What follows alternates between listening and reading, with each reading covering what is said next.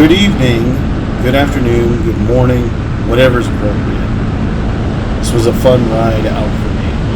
I led the group on some new trails that were verified on my map, but some of this was new for me.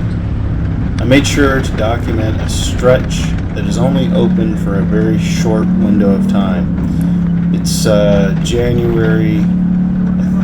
December to August 15th when it is not available. August 15th to December. I also hit a new stretch of Cedar Flat Road. We were trying to reach Happy Jack, or better yet, Happy Jack Lodge, that isn't actually in Happy Jack. Happy Jack Lodge is clear down by Clint's Wells, which created a bit of confusion. But that's just part of exploring. Which brings me to an issue that occurred on the ride back. Riding by myself, I can see what I want to see. I can explore a trail I've never been on before and not feel like I'm letting anyone down if it goes nowhere. I can go at my pace and not wait or feel like I'm holding others up. Organizing the ride only requires my availability, not other people. Group rides, though, offer companionship, camaraderie, and safety in numbers. They also come with dust and shared timetables. What you should expect on a group ride is that everyone makes it to the destination and back as a group. If trouble arises, others chip in to help. This is the trade-off, and most times, it's worth it.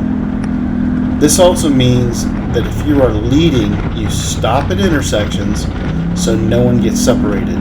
You must always wait until the next rider can establish line of sight on when you go to turn. You look back and you verify that they made the turn. This should go down the line until it reaches the last rider. This should be the way to group ride for any off-road or off-highway travel. We go to many places where there's no mobile service, so it's very important that somebody is there if something is to occur. Well, this didn't happen on this ride. I've been running with no windshield to keep the cab temp down in the summer prior to monsoon. I should have had it on in hindsight. On the trip back, it started to rain and hard. I started to get pelted in the face. I slowed down at first, but eventually I had to pull over. This is when the rest of the group took off.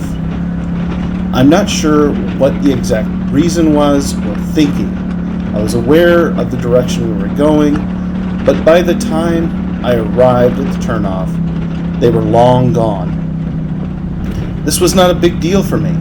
I knew where I was and where the camp was. I also thought maybe if they were the correct way, I could just catch up. I ended up being the first one back to camp. I beat a rider who decided he wanted to take the highway by over 30 minutes.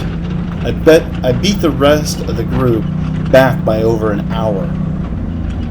It bothered me thinking about the time that I had spent. It bothered me thinking about it because I had spent so much of my time doing what the group wanted to do, and I spent so much of my time waiting for the group. I do not know if drinking was part of the equation. Maybe it explains the erratic behavior. I just don't know. I don't drink often, and I definitely don't when I'm operating a vehicle of any kind, motorcycle, side-by-side, or passenger car. But I recognize I'm not everyone. Now, I know I beat them back by an hour because I had enough time to pack up and head down to my place on the creek. But I wanted to call this out, this behavior out, because it's not acceptable. And if this is you, you will end up with a very short list of riding buddies. If it isn't, don't tolerate it out there. When you do let it slide, the perpetrator will do it to someone else, and eventually it will have consequences.